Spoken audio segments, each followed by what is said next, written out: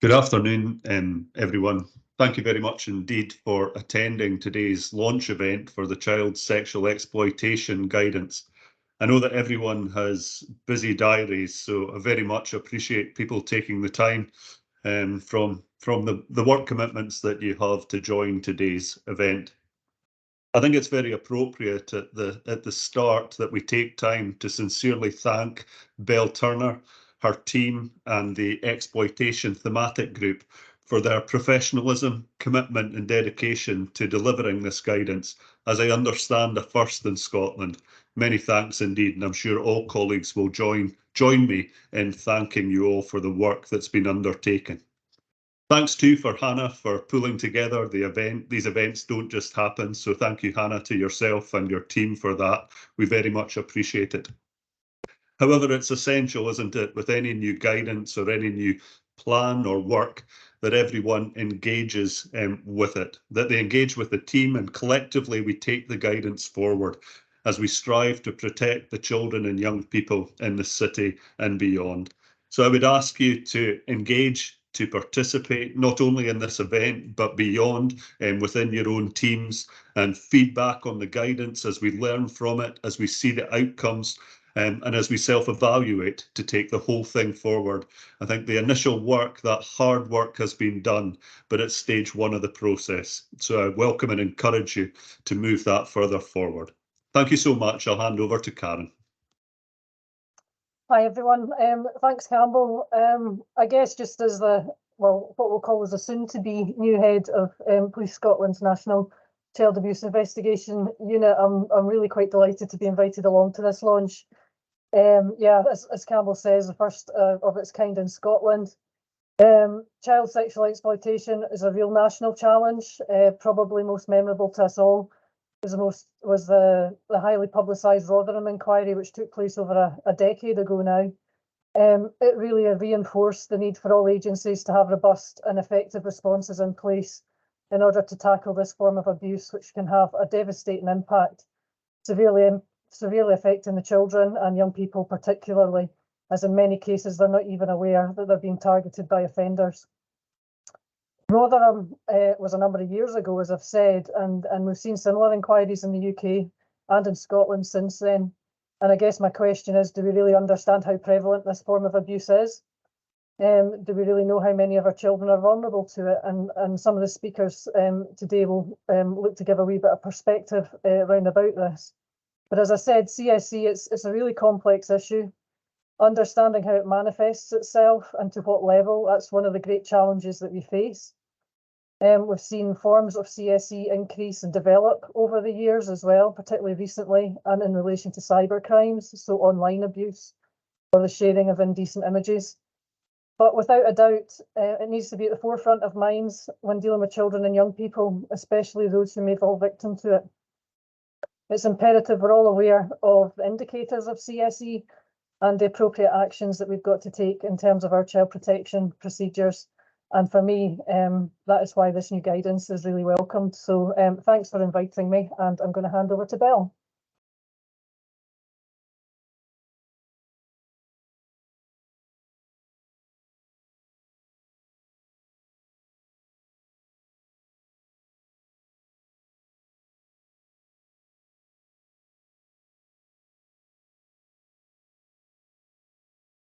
You're on mute, Belle. Sorry about that. Thank you so much for coming today. I'm so grateful to Karen for coming, because it's so exciting that we've got an Aberdeen head going up to the head of the National Child Abuse Investigation Unit. What an honour for us as a city.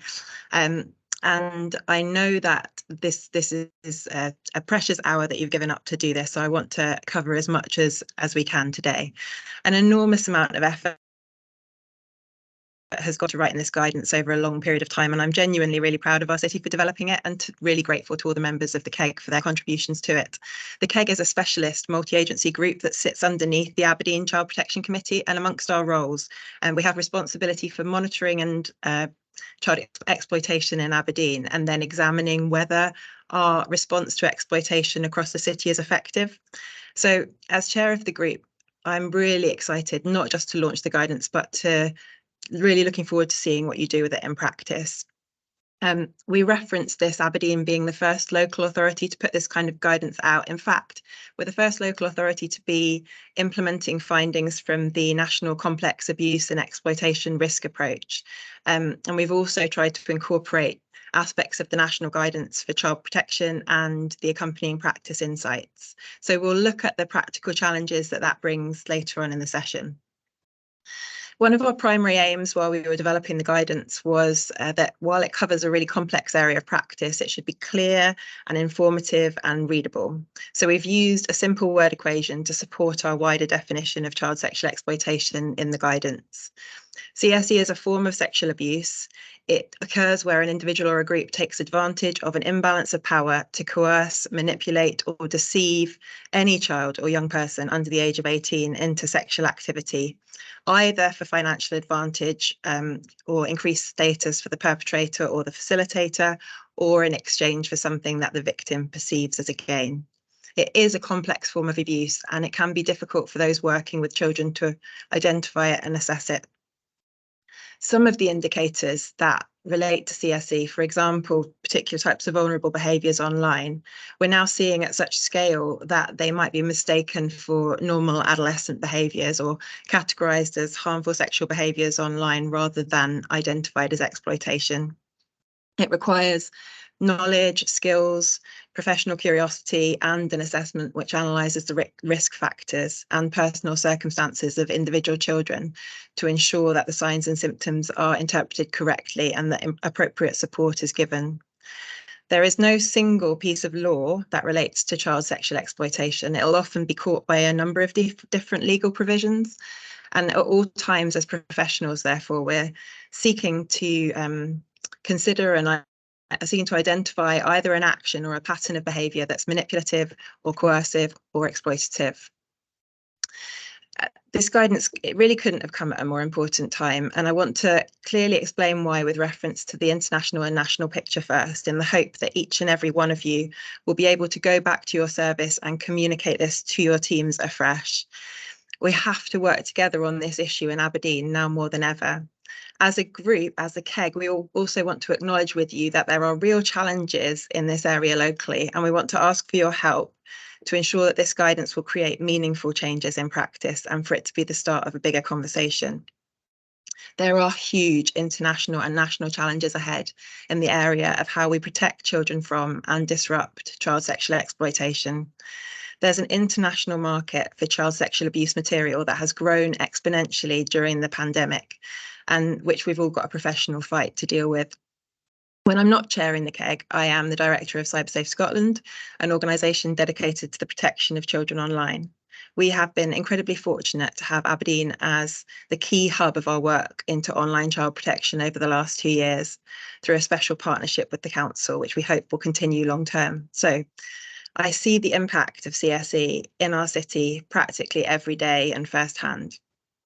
My own journey into the world of online child protection started back in 2014 when I was on maternity leave from practicing as a barrister, and I was asked to help the International Justice Mission, the largest anti-trafficking NGO in the world, to examine whether the law in Scotland adequately protected children who were being exploited online and where that abuse was being paid for and live streamed by adults in Scotland. The first case I became involved with was that of a little boy called Marco. Marco lived in Manila in the Philippines, and adults in Scotland were paying as little as 50 pence a day for very specific acts to be done to him on live stream. And today, similar payments and payment patterns remain very hard to detect because they're so small, and we still don't have a technological means of detecting the sexual abuse of a child on a live stream at present. When we are seeking to understand CSE locally, it's vital that we start with the global picture as it directly affects the position here. So to understand it, we have to start with the global position around modern slavery. The United Nations published a report on the global estimates of slavery in September last year. It found that more than 50 million people worldwide were victims of modern slavery in 2021, and more than 12 million of those were children. This is relevant for us today in Aberdeen because of those 50 million men, women and children. The UN estimates that 6.4 million people each and every day are in forced commercial sexual exploitation internationally. We also know that nearly 1.7 million of these are children. And these numbers are estimated to be a tiny fraction of the real number of children in sexual exploitation, both internationally because of difficulties around reporting and here in the United Kingdom, a theme that we'll come back to later. The abuse of those children is largely purchased by adults online in Western countries. Just this year, the Internet Watch Foundation estimated that up to 850,000 adults in the UK alone currently have a sexual interest in children. It's only by understanding these numbers that we can consider and understand how normalised certain behaviours have become, how difficult it is to disrupt the demand side of CSE, and how this impacts the picture around CSE locally. In practice, it's also enormously difficult to measure the number of children who are exploited in person and online because the abuse so often just goes undiscovered. But let's be very clear, CSE is a global crime and those 1.7 million victims exist because of the marketplace for material involving children, mainly at scale online. And that marketplace exists here in Aberdeen as much as anywhere else. When we're supporting children who've been exploited in Aberdeen, or when we are supporting children struggling with certain behaviours, the root cause of which might be as yet unknown, or when we're considering whether any adult in our practice might be one of those 850,000 with a possible sexual interest in children, we have to be aware of that marketplace driving the abuse in the background, whether it's through mainstream porn sites or niche sites hosting child sexual abuse material, or whether it's through organised networks or through individual conversations and interactions with a vulnerable child online or offline. At some level, the international marketplace drives everything. Demand for content involving the online sexual exploitation of children is worldwide, but it is essentially and primarily driven by a certain number of countries in the West. The UK is the third highest consumer of live stream child abuse in the world. The other worst offenders include America, Australia, and the Netherlands, where a lot of online sexual exploitation of children material is hosted. In my experience, I think that even knowing that, professionals in Scotland have always hoped that somehow Scotland would be some sort of anomaly within the UK figures, a sort of surely not here, surely not us feeling. One of the challenges when trying to educate the public around CSE is that it's stomach churning to consider it. And all the research says that when people are scared, they rarely then take protective actions after they've received information. Part of CyberSafe's work, and I'm sure a theme for many of you too, is to find ways to communicate the seriousness of this situation in a constructive way. Gender is also significant. Nearly 4 out of 5 of those trapped in forced commercial sexual exploitation are women or girls. However, we must not underestimate the number of boys that are involved in sexual exploitation here in Aberdeen and further afield. Boys are being exploited and are also growing up seeing the ways in which their female peers are being treated at the moment, which is already having and can only have future significant consequences. We can also see that children who are questioning their gender identity or who identify as transgender or non-binary are very vulnerable to sexual exploitation in the online and offline space, and that there is a specific marketplace online driving this too. Internationally, there's a strong link between sexual exploitation and trafficking. Half of all trafficking cases reported to the UN involve trafficking for the purpose of commercial sexual exploitation. Internationally and locally, social media and websites are increasingly used to recruit people and to gather the material itself. A child does not have to be physically moved to be trafficked for the purpose of exploitation. They can be moved digitally, from Snapchat to OnlyFans or Instagram, or from Instagram or Roblox to Snapchat, where they can then be asked for photos or videos or to go live. On every level, the risk of sexual exploitation among children has been made worse by the COVID-19 pandemic. Internationally, an estimated 10.4 million children, for example, lost at least one parent during the pandemic, out of which 7 million became orphans, and that's left them more vulnerable to abuse in contexts where child support systems are inadequate. But in Aberdeen and in Scotland and elsewhere, children have been spending far more time online, and the way in which they're spending that time has fundamentally shifted. So at CyberSafe, we see more children spending longer time on handheld devices, which are much more difficult to supervise behaviour on. Many more children playing online multiplayer games at an earlier age, younger children joining social media far earlier, and children are experiencing attitudes and behaviours that feed the normalisation of CSE on many platforms, including widely used gaming platforms like Roblox. And many protective messages that were standard before the pandemic no longer apply in a straightforward way to the way they're using online spaces now. The most obvious of these being don't talk to strangers, as interactions with strangers in some form are now built into the majority of the gaming spaces that they use. We are really grateful that Aberdeen Council is supporting us to be able to develop specialist services that respond to this locally. There are currently children in Aberdeen who are being moved digitally and physically for the purpose of sexual exploitation. In some cases, this is from one venue in the city to another, or from a venue in the city to the Shire, or vice versa. And often the purchase of alcohol or drugs or other gifts in those cases is the leverage. While the international marketplace is undoubtedly far larger, there are children in Aberdeen who are the victims of exploitation as we speak, and their exploiters may also be in Aberdeen, or they may be anywhere else in the world. There are other current issues that are further affecting the prevalence of CSE, and including the cost of living crisis, which is increasing vulnerabilities at present, and the fact that the tech sector is still largely unregulated. Judges in Scotland frequently comment on the impact of cloud storage facilities when they're sentencing in cases involving the possession of indecent images of children, reflecting on the fact that 20 years ago a floppy disk might have held only a handful of images, while now an almost infinite volume of material can be stored and redistributed. Some of these advances allow users to leave no forensic trace on the viewing device once an image or video has been viewed.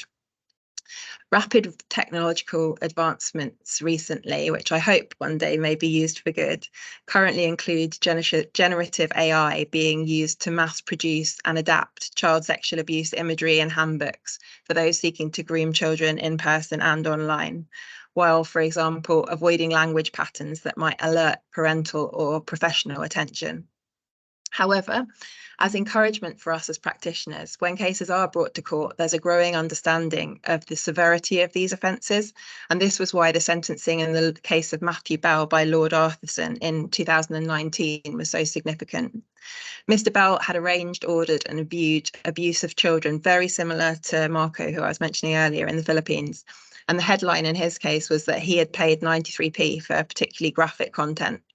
Sentencing Bell at the High Court in Glasgow, Lord Arthurson said he had plumbed new depths of depravity and that he would sentence him as though he had carried out the abuse himself. He gave Bell an extended sentence, jailing him for 9 years and ordering him to serve 6 years on licence after his release, which meant he'd be monitored in the community after release. If we in Aberdeen can use the new guidance to record and share information that may relate to CSE wherever we find it, then we will be able to start facilitating the police locally and nationally through Karen and the NCAIU to then enable more cases to be prosecuted effectively in this way. Something small we are able to identify with respect to one child may have a huge impact for other children elsewhere. Often when we're supporting children locally, we don't know how a child is supported, how a child we support, is connected with other children from other groups. What they may have shared online, or what has really happened to an image that they've shared, or how someone that has been contacting them may have contacted hundreds or thousands of others simultaneously. The only way those connections can be made is if we have a significant increase in the reporting and recording of information that relates or may relate to a risk of CSE locally. The number of sexual crimes recorded by the police in Scotland increased by 15% last year to 15,049, and at least 37% of these relate to a victim under the age of 18.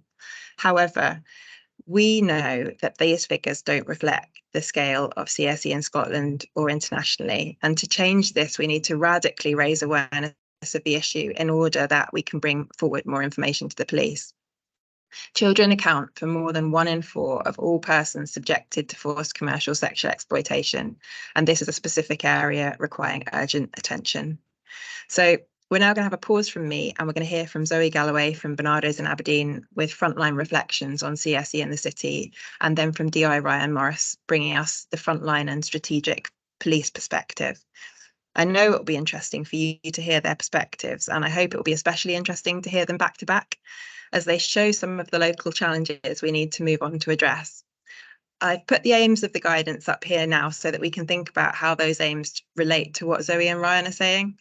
And after they've spoken, then I'll be back and we'll look at the guidance in more detail to identify how we can respond to these challenges positively and proactively in Aberdeen.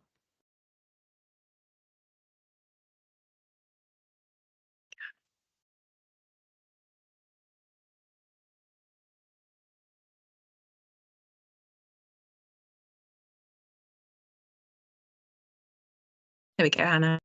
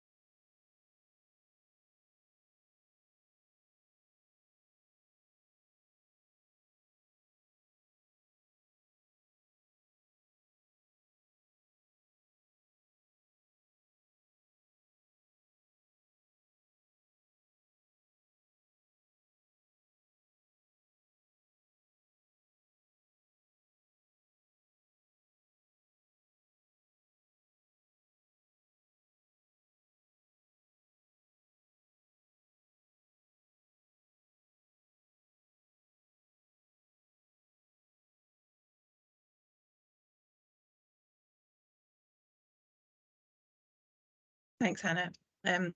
I'll just also now hand in. Sorry, Belle, you glitched then, but I think you were handing over to Ryan.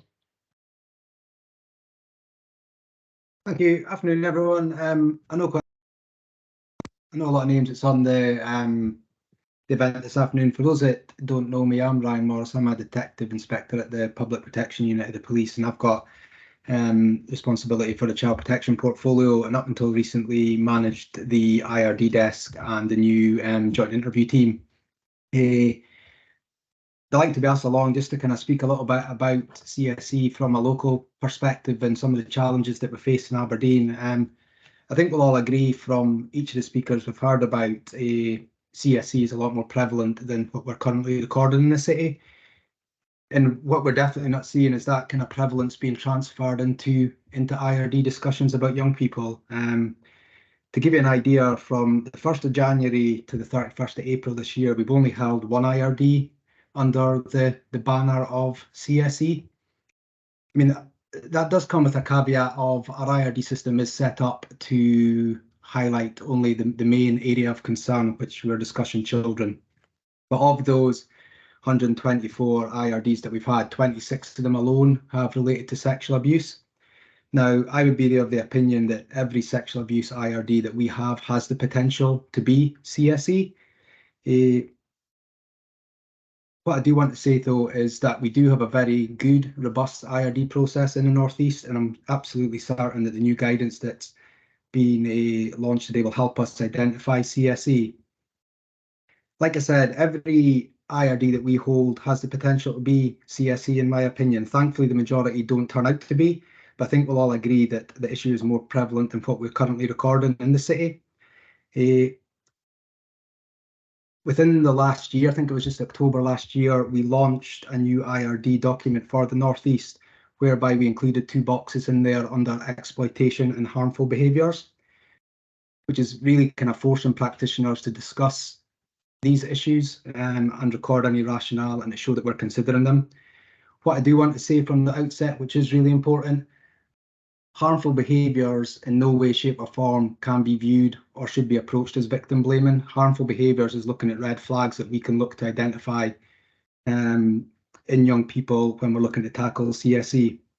I sit on the quality assurance group for IRDs in Aberdeen City, and they are generally very, very positively recorded. And like I said, the criteria that we are starting to look at now as part of that QA is exploitation and harmful behaviours. So we want to see professionals rationalising these.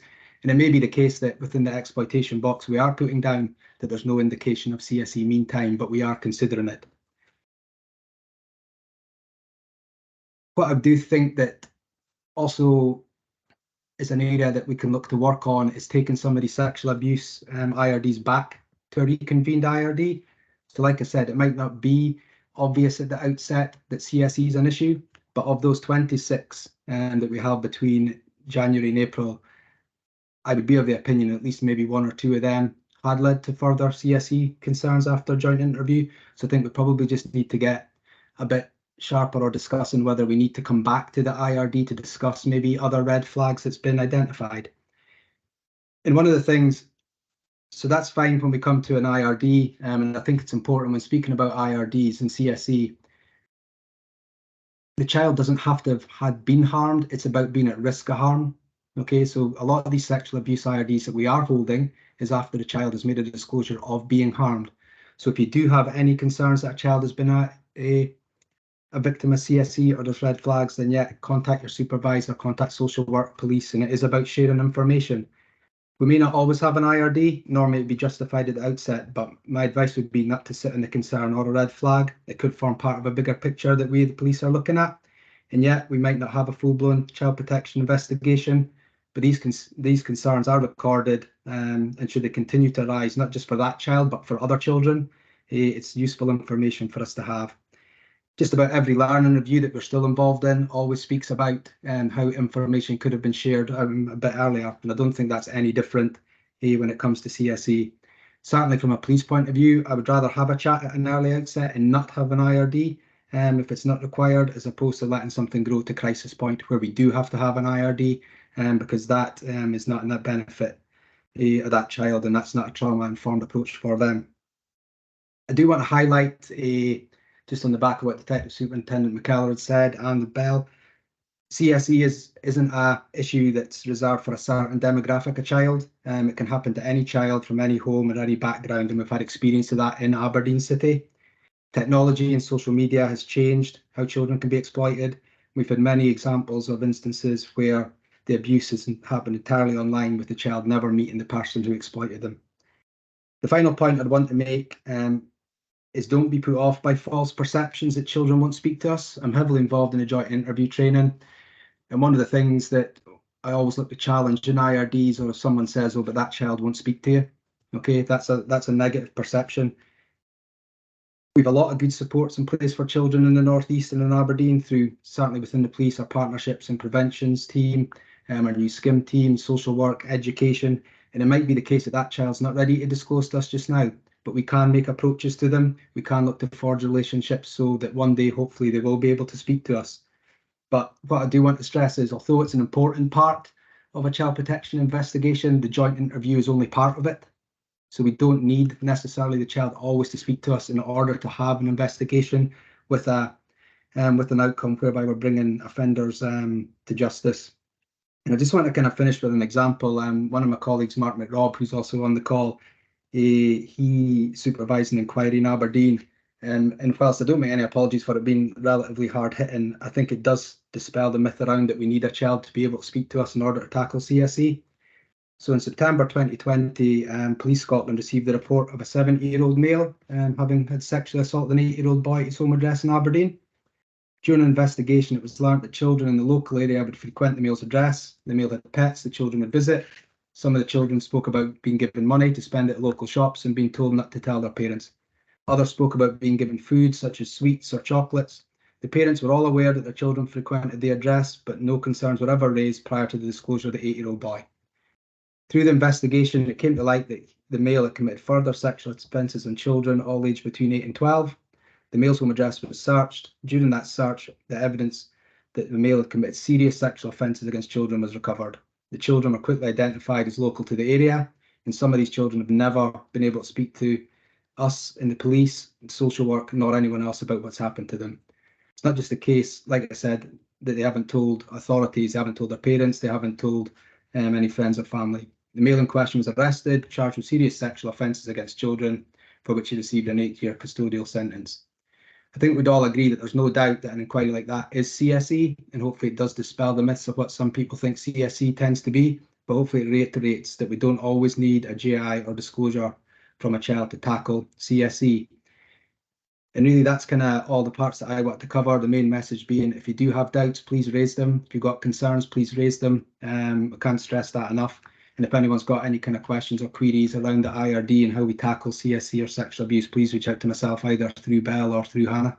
Thank you.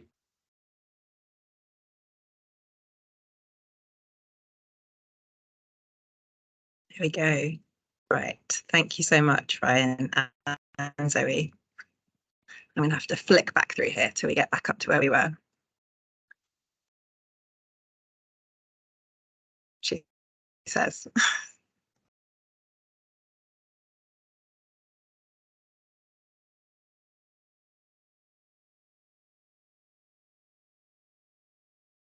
Sorry, give me a minute.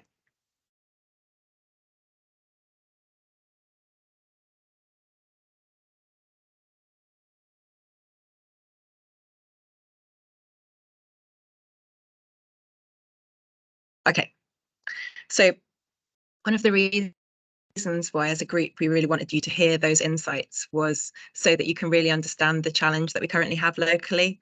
It's really important for me to say that this is the same challenge that will be experienced by all other local authorities in Scotland. But we really want Aberdeen to lead the way in responding to it. As Zoe described, some agencies know that CSE is happening at scale in Aberdeen, but that knowledge and those experiences are not reflected in the police and the social work figures, just as Ryan was explaining there. We don't know at this stage whether that gap is because practitioners are struggling to identify CSE, or whether risks of CSE are being identified, but then there are barriers to escalating concerns, or whether the gap is mainly resulting from an issue with how we're recording CSE. It's perhaps likely that it's a combination of all three. A key focus of the new guidance is that we need every service in Aberdeen to help us to promote the importance of reporting and recording every concern. And then we need to recognise barriers to identifying CSE from the professional perspective. Insights have come to the group through the ACC training that Hannah runs that have included professionals not knowing how to report still, fears around misidentifying behaviours as exploitative, and fears that if a practitioner raises the possibility something's exploitation, it will trigger interventions or invoke consequences that stop the positive work that they're doing directly with the child. In each service, we have to identify, talk about, and fully understand these fears. What are the barriers to disclosure in your service from the perspective of the child, but also vitally from the perspective of your professionals? Do you have regular discussions around what exploitation is and how it's changing? Do you have an open environment where people can raise concerns? Would you consider feeding what's shared with your service back to the KEG? What we really want is for Aberdeen to become a place where we acknowledge the complexity of this area and the fast-paced changes in this area, and we identify these issues. We expressly acknowledge that this approach should lead to an increase in the number of reported incidents in the city in the short and the medium term. We also know that there's an issue in Scotland and citywide relating to 16 and 17-year-olds. A 16 or 17-year-old is still a child for the purposes of considering whether they've been exploited. This is because even where a young person is old enough to legally consent to sexual activity, that consent is only valid where they make a choice and they have the freedom and capacity to make that choice. If a child feels they have no other meaningful choice, or if they're being bought or manipulated, or they're under the influence of harmful substances, or they're at some level fearful of what might happen if they don't comply, all of which are common features of child sexual exploitation, then consent cannot legally be given, whatever the age of the child. We've moved away from checklists in the old guidance, but instead what we've done in the new guidance is we've incorporated lots of practical insights about what questions to ask. We acknowledge practitioners might prefer checklists and that individual services may choose to use them still, but what the care exploitation risk approach showed was that when we rely too heavily on them, then we lose the importance of practitioner curiosity and practitioner instinct and developing this ongoing conversation with practitioners. To support these key areas of focus, we have clearly explained within the guidance the need to continuously promote early intervention as much as possible. We've included lots of practical insights from the practice insights that accompany the national guidance on child protection. And as an example of that, when you get the guidance in a minute, you'll see on page 5 the excerpts from the practice insights. So, for example, the important emphasis on the fact that the child has to know that what they've experienced isn't normal, has to expect to be believed, and has to believe that something can be done about it. And I would say that's a particular challenge in the online space, where it's become very normal for children to feel that they maybe sometimes report abuse and events, but actually nothing can be done about it anyway. And that's something that we really want to challenge together. Children and young people who are being or have been sexually exploited are reliant on adults to make the assessment and put support in place. A lot of the important focus in the guidance is on the fact that the child may never ever identify an experience as exploitative, and we have to create the environments where they feel safe to share those experiences and then make that assessment for them. There are lots of reasons why practitioner curiosity is so important. In cases of CSE, what qualifies as the perceived gain for the child, it can be exceptionally wide. In recent cases locally, we've seen it has frequently been the prevention of something. So if a child shares intimate images to stop someone carrying out a threat, to try to prevent the sharing of images that have already been sent. Further, as we've also said in the guidance, the unequal power dynamic in which exploitation occurs means that the normalized nature of the interaction or the receipt of something by a child or young person of any age may make the child feel that they are in control of the situation or that they're benefiting from it rather than being oppressed or injured by it. Another reason we must that we want to go back to professional curiosity again is that we must recognise, and we've said it repeatedly today, that disclosure is rare. And as practitioners, we have to join the dots between elements of circumstance to recognise exploitative actions and patterns of behaviour and then forward report those. So that's priority. But then we also need to translate them into a contextual safeguarding approach. In the guidance, we've prioritised a focus on contextual safeguarding. Contextual safeguarding at its heart is about prioritising a focus on the conditions. To give you an example from the online space,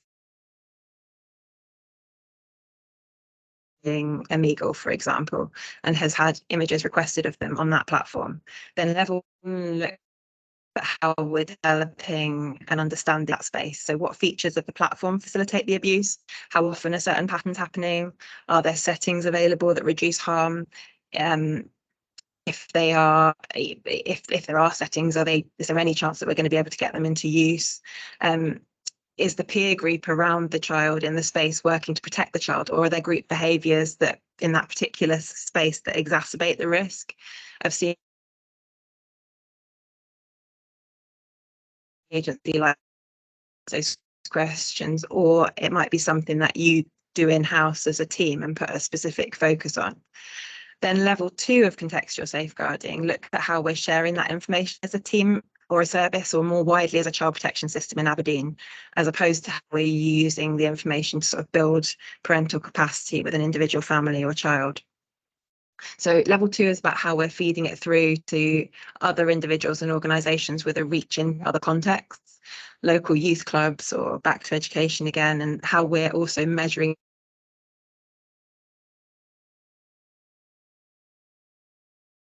why children and young people have become increasingly vulnerable to exploitation. Similarly, a contextual safeguarding approach at level 1 looks at how do we map and understand the area of the city, how and at what times are children travelling to it, what are they doing once they get there, how long are they there for, who is inviting them, what protective factors already exist within the space. And level 2 then looks at how we're sharing that information across services. So youth work services, street pastors, police, education, local shops and services. The area, we've got more reports coming in from the street, more focus of looking at support at a particular time of day or night. So we've got that approach going throughout the guidance.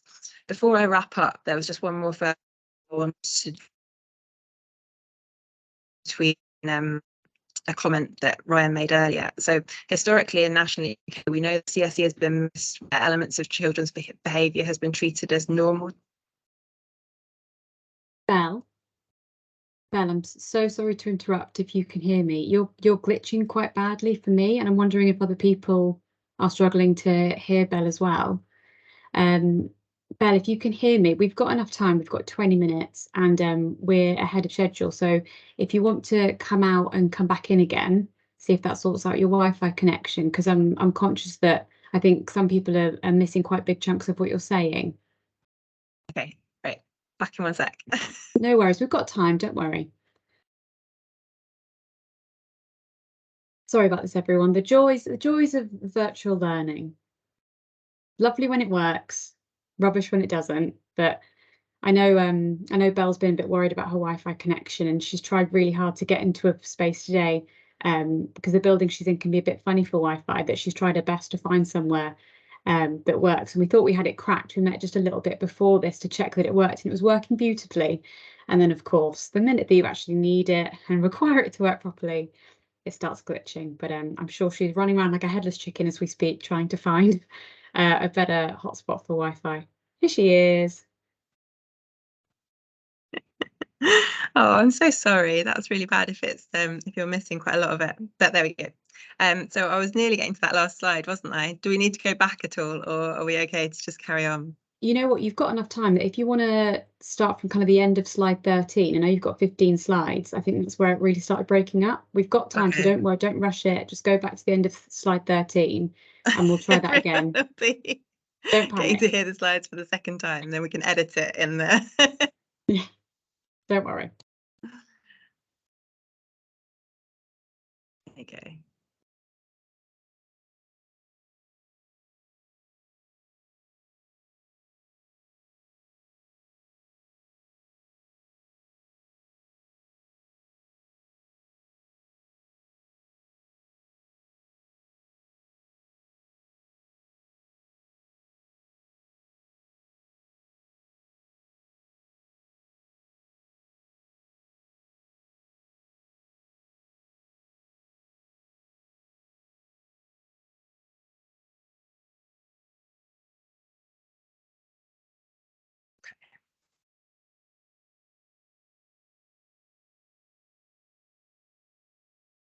So is this where things started going wrong? Contextual safeguarding.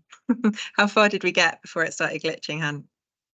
Oh gosh, don't test my memory, but I think you were talking about, you got up to the point where you were discussing like community groups. You were talking about like involving more than just professionals. You were talking about members of the public also being aware. And then it kind of started glitching.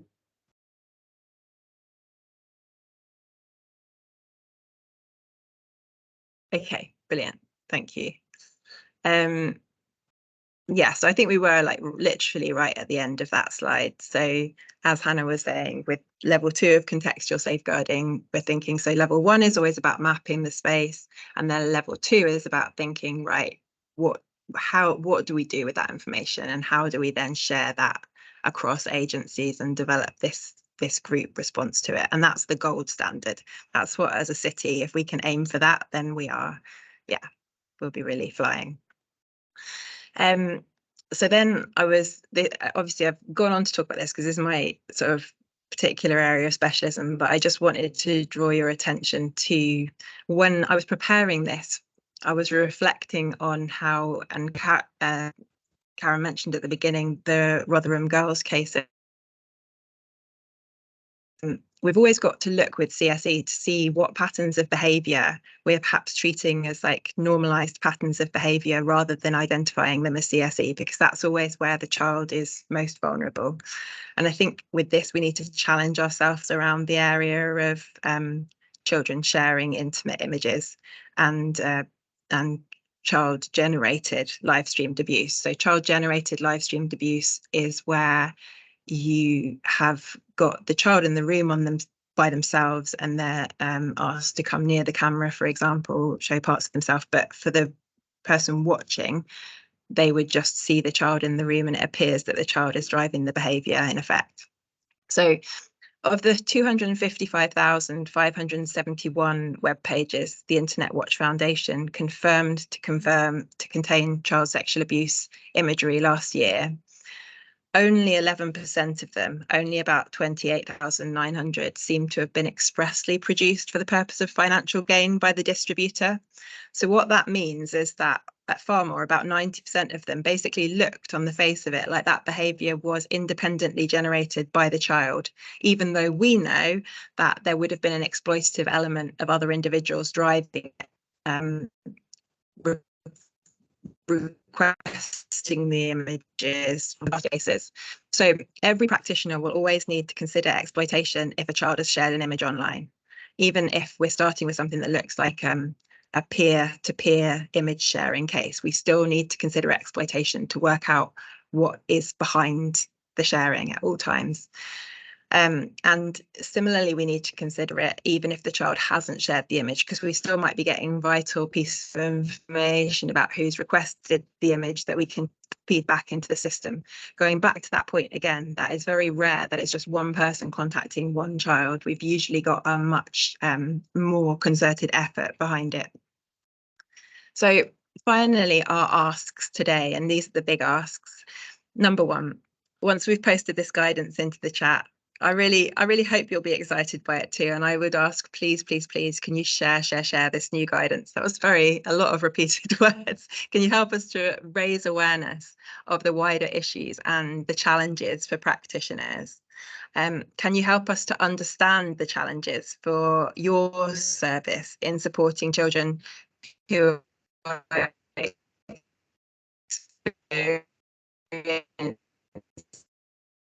and let's encourage everyone to record and report and close this gap between who the international picture is and what we suspect is happening locally. I've included my details in case that's helpful. And we're now going to, if you do post anything online, then feel free to tag me in it and I'll help you reshare it and ask the council to reshare it too, just so that we can generate more awareness around this issue. And then we'll move on to, I hope that's been helpful. And then we'll now move on to a question and answer session with Hannah Bennett, who's, you all I hope know, but she is our lead training officer in Aberdeen, and with Julia, who's the whole systems approach, Julia Mill. Hi everyone. Yeah, I'm sure many of you know me already, but my name is Hannah Bennett. I'm the Multi-Agency Child Protection Learning and Development Coordinator for Aberdeen City's Child Protection Committee. And we have had a bit of a technical fault this afternoon with sharing the the new child sexual exploitation guidance. We were meant to share it into the chat, and we wanted to put it on Aberdeen Protects today as well. And just typical that today would be the day that we have lots of technical issues, but it's coming. It will be on the Aberdeen Protects website on the child sexual exploitation page within the coming day. And I'll send out an email to everyone that was at this launch event with a link to the guidance when it's up. But I will let Julia introduce herself properly, and then we'll open up to a Q&A. I can see someone's already put a comment in the chat, so I'll read that while Julia's introducing herself. I will reiterate the apologies for the tech issues. I've been frantically trying to resolve them as everyone was speaking. I'm Julia Mill, and I'm the Whole Systems Approach Coordinator, and I sit on the Child Exploitation Group as well. Okay, thank you, Julia. So I can see Comments coming from Kirsty, who's actually part of our Learning and Development Subcommittee. So I know Kirsty well. Let's see what Kirsty said.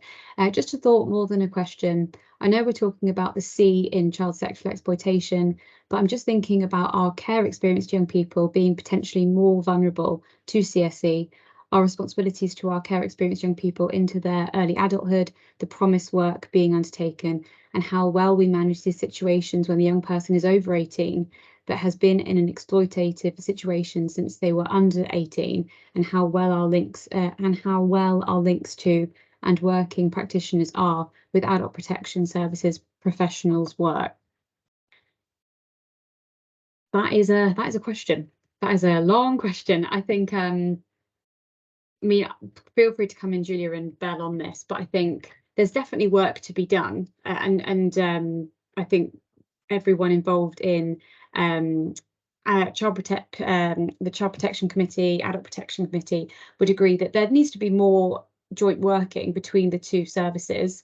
But that's partly what Aberdeen Protects was built for, the website, and there's still work going on to try and integrate and merge those two services, making transitions easier as children grow up and obviously past the age of 18. But I think there's still work to be done. Julia, I don't know if you want to come in to discuss over 18s. Just thinking about your work around laws. I don't know if I've got much to add to what you've said there, Hannah. I think you're right. I think there are links there, but more to be done. And I think, you know, Belle mentioned 16, 17-year-olds and how we can forget that they're still children, and we can forget the vulnerabilities of those young adults that are just over 18. And I think we're moving towards a better picture, but we've still got some way to go to perfect all of that. Yeah, I think the point that I would add would be that if we think to the national guidance and we think about the importance of the child or the young person feeling that they'll be believed, but feeling that there'll be an action that follows from what they're sharing, then the real challenge, I suppose, once a child reaches the age of 18 is that we're going to lose that legal protection. There might be some laws that are still relevant, though, because, of course, there's going to be, you know, when we think about the Protection from Abuse and Harassment Act, for example, we'll still have that legal protection. There's going to be other potential legal protections available, but we're going to lose a lot of the legal protections that will be, you know, available to us in the first instance. So it's really important that how then do we make sure that that young person has that experience of knowing there's going to be action, because that's such a key part of that's such a key part of it. I think Ryan's highlighted something really useful in the chat there. An IRD recently for 17-year-old adult services present, and I presume that's thinking about as that young person gets older, so they're already aware of what other services are available to them once they're post 18. So yeah, there are good things happening. Anyone got any other questions? You can unmute if you'd prefer.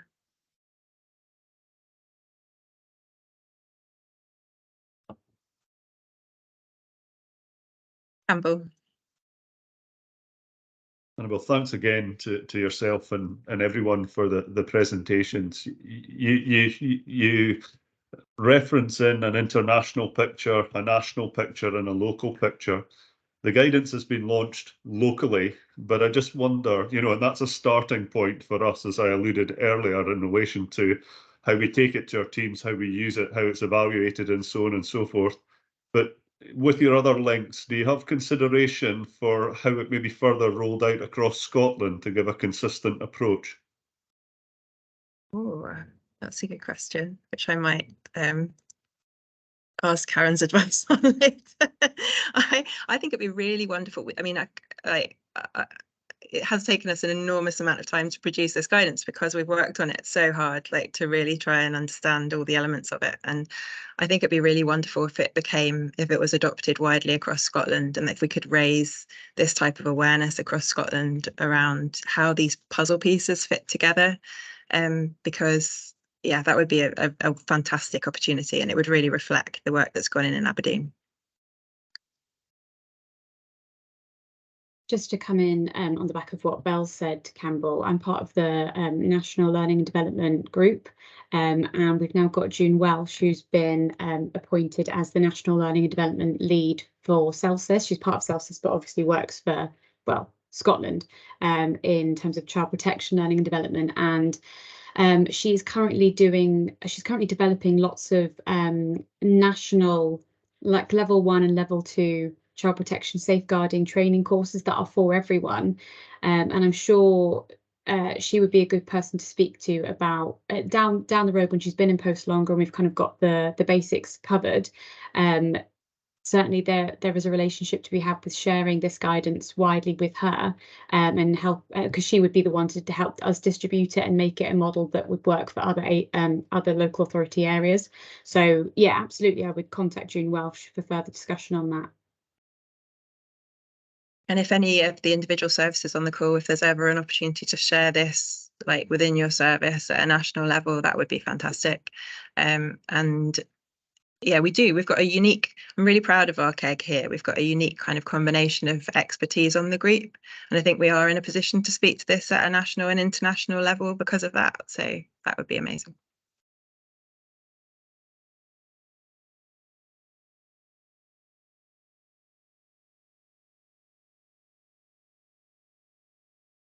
Any more questions from anyone?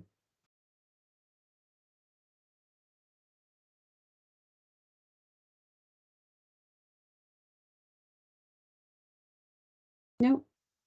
Okay. Well, then, thank you very much for coming. I hope you found that launch interesting, and that you managed to carve out some time in the coming weeks to give the new guidance a proper read through. I'll send it to you. I've got a copy of it now, so I'll send it out to everyone immediately after this call's over.